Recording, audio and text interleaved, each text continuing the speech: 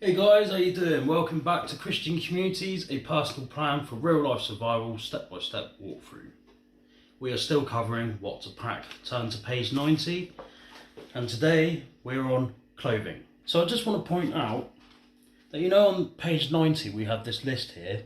Well, between pages 90 and 108, those pages cover this list here, and we're just simply working through it, right? So let's scroll over a couple of pages. We've done shelter, we've done fire, and directly after fire comes clothing. Pack clothing that is suitable for the environment of your safe location. See your location's intelligence list. Here I've put, for example, and I've explained some more. I've said for me personally, sewing kit, footwear, wearing normal trainers, sneakers, and then the next video on will be sleep. But again, instead of me reading these pages to you, I'm just going to demonstrate and explain to you in person. But you can read up on it in your personal plan. Right, clothing. To get a good idea of what sort of clothing you need to be packing and preparing for us fleeing, turn to your locations intelligence list, page 34. I've added some more information in here. Wet, typical English weather. Very dark at night. Needs strong clothes. Waterproof everything. Base clothes off of a soldier. Notice this, all right? Off of a soldier. Doesn't matter which army around the world you're sort of thinking about, right? But millions and millions and millions of pounds or dollars have gone into research for soldiers' clothing and the best sort of kit for them for a combat situation, right? But it also depends on the location in which they're fighting in. So if they're fighting in desert terrain, then it will be desert camo, lightweight clothing. If they're fighting in snow and ice, then it will be catered around snow and ice. So again, location intelligence is really important. You base your clothing off of your safe location, but be thinking in the mindset of what would a soldier be wearing. Now, I just want to say to you as well, whilst I'm talking to you, that I feel our Lord's presence upon me. So please pray about everything that I'm saying. So what we're doing is we're looking at armies, we're looking at survival situations, we're looking at normal clothing, and we're just using a bit of common sense. So base your clothing off of your location intelligence, your safe location, be thinking along the lines of what a soldier would be thinking, right? And then we get a good idea of the sort of clothing to be wearing. Now the other thing is when it comes to clothing, there are going to be two pairs of clothing when we flee. Let me explain a little more, right? We have full control over what sort of clothing, footwear, headwear, all the rest of it, that we're going to pack within our vehicles, ready for us fleeing to survive. The second load of clothing, you're going to have no control over. And you may be wondering why. Here's the real deal. The first set of clothing we can put together based on our location intelligence, based on our safe location, exactly the way that we want it, perfect. The second load of clothing will be the clothing that you will be wearing on the day that we flee. True story, right? So we don't know when a disaster is going to happen. You could be going about your business and bang, earthquake hits. Whatever you're wearing that day is the clothing that is going to be your second load of clothing when we flee. The first load of clothes that you have control over will be packed within your vehicle or within your bug out bag if you're on foot survival. And when you get to your safe location, you could either change into your survival clothes straight away, or you could set your camp up, then change into your survival clothes. Your second load of clothing you could use for sleeping in at night. Or if you're washing your survival clothes, you can use your second load of clothes. Do you know what I mean? So there's not a lot that we can do about the second load of clothing because it will be whatever we are wearing on that day.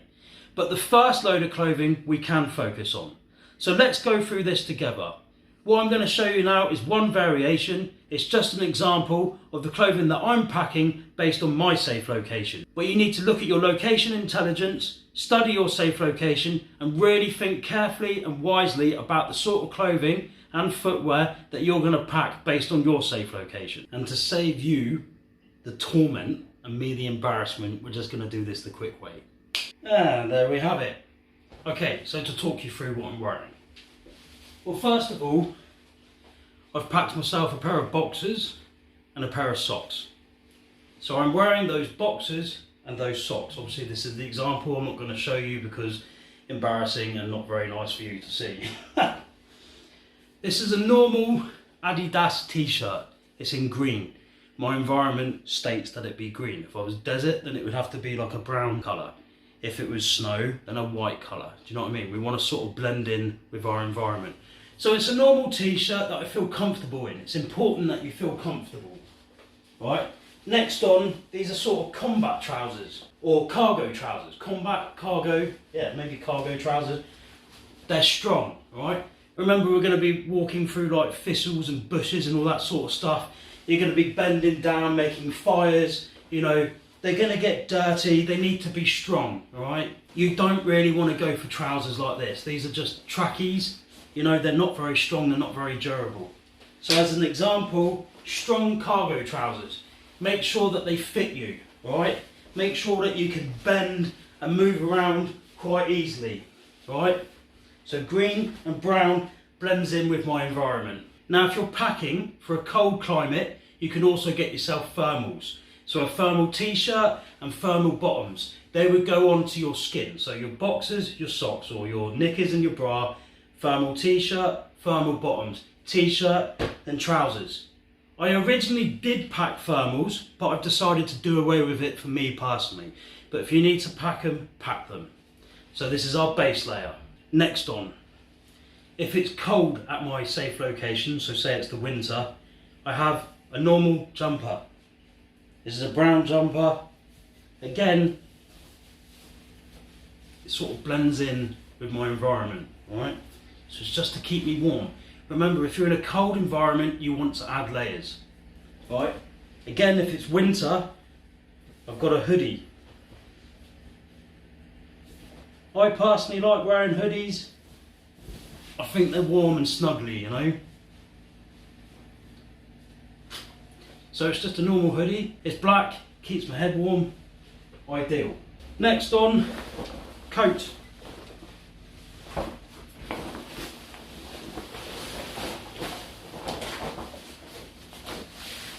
It's a camouflage pattern. Again, blends in with my environment. So if it's winter, I have a t-shirt, I have a jumper, hoodie, and my coat. Windproof, waterproof. Again, can you move around in it? Do you feel comfortable? It's important that you feel comfortable. Next on, more additional pockets. The more pockets you have, the better.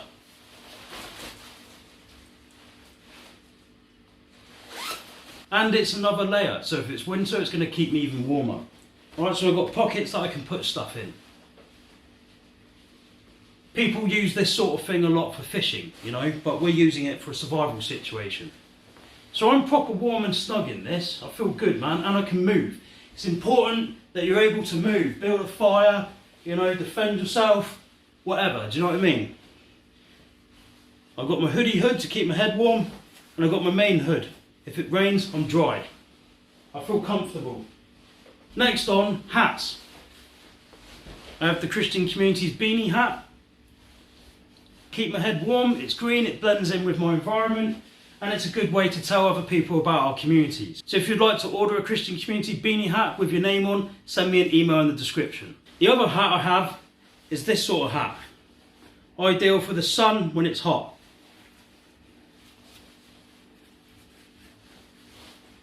You know, so two types of hat. And obviously this one is more catered around the winter for keeping my head warm. Next I have this scarf. The great thing about this sort of scarf is obviously it keeps you warm, but you can actually put sticks and twigs and bits of bush in it and stuff, and it's a great way of camouflaging you in if you're lying down on the ground or whatever, do you know what I mean? So I have this scarf. And gloves. Notice these are the same gloves that we use for building primitive shelters. It is also the same gloves that we use for fires, and it's the same gloves that we use for everyday tasks, or for simply just keeping your hands warm. So remember when I said we can use our tools and kit for multiple uses? This is a prime example. There's no point packing a pair of gloves to keep your hands warm when you've got a pair of gloves to build primitive shelters and to make fires, you know what I mean? Just get yourself a decent pair of gloves. So make sure they fit, make sure they're comfortable, and you can move your hands quite easily within them. I've got these knuckle protectors on there and pads to protect my fingers. It's a good pair of gloves, man. So pack yourself a decent pair of gloves. Really important, waterproofs. Again, it all depends on your safe location. My safe location is going to be wet a lot. I live in the UK, man. So you'd simply take these out, as you can see, top and bottoms. You'd take it out and you just basically put the waterproof top on your top and the waterproof bottoms on your bottom. I'm not going to demonstrate that, but you know what I mean. So make sure you pack yourself waterproofs. And even if you live in a desert environment, all right, I'd still recommend that you pack yourself a pair of waterproofs just to be on the safe side. And finally, for clothing, footwear. Now this is a big one for me, and I've spoken to you about it within your personal plan. I would normally recommend that you go with strong boots that have ankle support that protects your ankles, has good grip on it, waterproof, and really good for protecting your feet. However, with these, especially when it's hot, you have to keep taking your feet out all the time to air your feet to stop running the risk of getting athlete's foot. And it's really annoying. Whereas these, you don't have to constantly take your feet out of them. It doesn't have ankle support, it does have good grip, it is fairly waterproof, and really you only have to take your feet out of them once a day, and that's before you go to bed, and then you put them back on in the morning. The thing is, these probably won't last as long as these. The other thing about boots are the laces, they're strong. You can swap them out for paracord. And trainers or sneakers in America, laces aren't so strong. And I've had a real big debate about this. And I've thought about this so many times. And even though boots have a lot of pros, I think I'll actually go with my trainers. But that's me personally. You've got to think about it and pray about what is best for you. So I think I'm going to do away with these. Simply because I don't want to be taking my feet out of them multiple times a day. That's not handy, man, and I don't want to run the risk of getting athlete's foot. So for me, these are a no for me.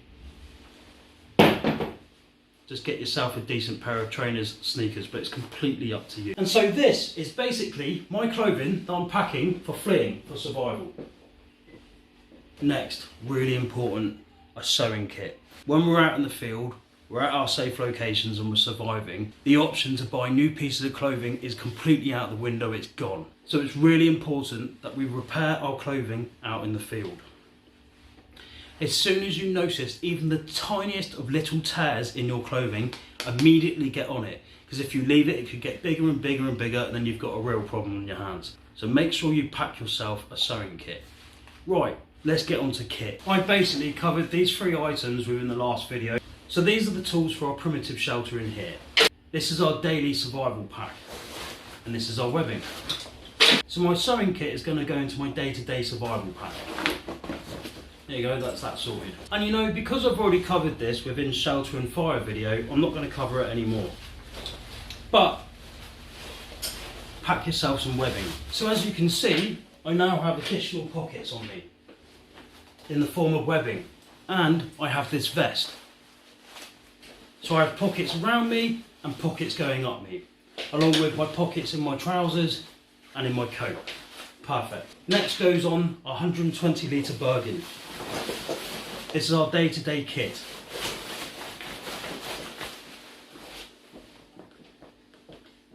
And remember I said about a second bag.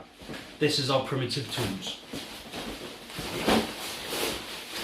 And there we have it, clothing and kit. Now I'd recommend further from here that you have yourself a weapon to protect yourself and for hunting. This is an air rifle, it's a 0.22 caliber. Right, this is just an example. I don't think that I'll be fleeing to my safe location with this, but it's an example to you, right? So remember how I was saying basing things on being a soldier. You've got kit that's similar to a soldier. And you have yourself a weapon similar to a soldier. You will use this for protection and you'll use it for hunting. Alright? Ideally, what you see now is how we all want to be when we flee to our safe locations. Alright? Wearing appropriate clothing, appropriate bags, appropriate kit, and have a weapon to protect yourself and for hunting. Alright? That's how we all want to be. Now obviously our packs aren't completely full yet because we've still got videos to go through. We were just covering clothing and kit in this video.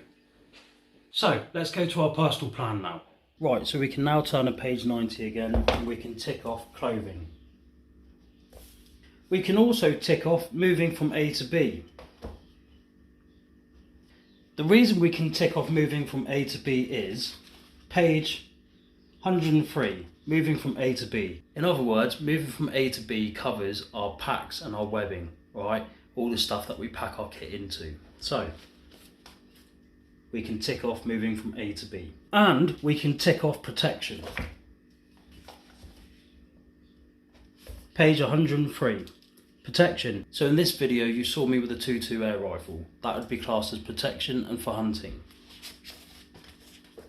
So we can tick off protection. Now that we've got our clothing sorted out, all we need to do is pack it and put it in the back of our vehicles. Or if you're doing on-foot survival, have it packed ready next to your survival gear. Now I'm not going to pack my clothing into my bags. I'm going to pack it into this bag here, and this is for a reason.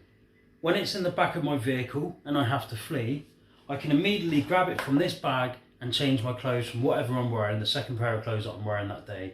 I can change it into my survival clothes, and it's not going to be in my daily pack mixed up with the rest of my stuff.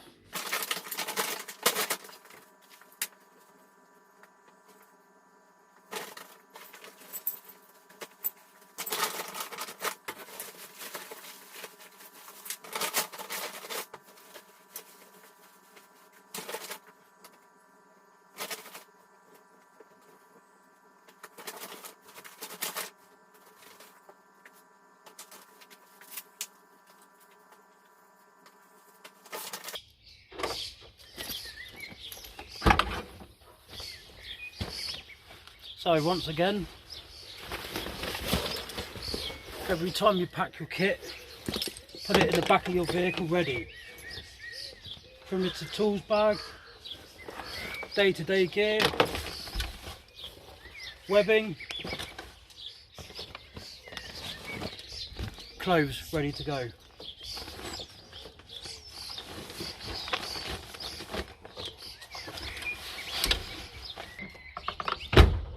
Sorted. And now turning to page 38 and 39, my kit list. Write in your clothing and your kit within your kit list. I have wrote, packed my survival clothes in a bag in my car. If you want to, you can list every item of your clothing that you've got. I think this would be wise if you do that. You can also list that you've got a Bergen, a day pack, webbing, tactical vest, all the rest of it. You can literally list every single item, every bit of clothing that you've got. It's completely up to you.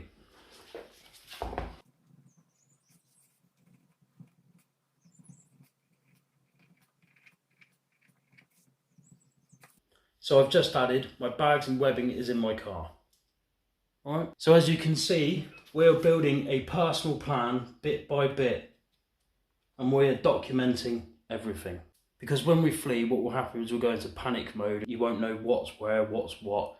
But if you've got a personal plan to work to, and you know all the kit you've got, and you know where it is, you can't go wrong. And then remember, we'll be meeting our community at the safe location, and we have all of our survival skills at the back.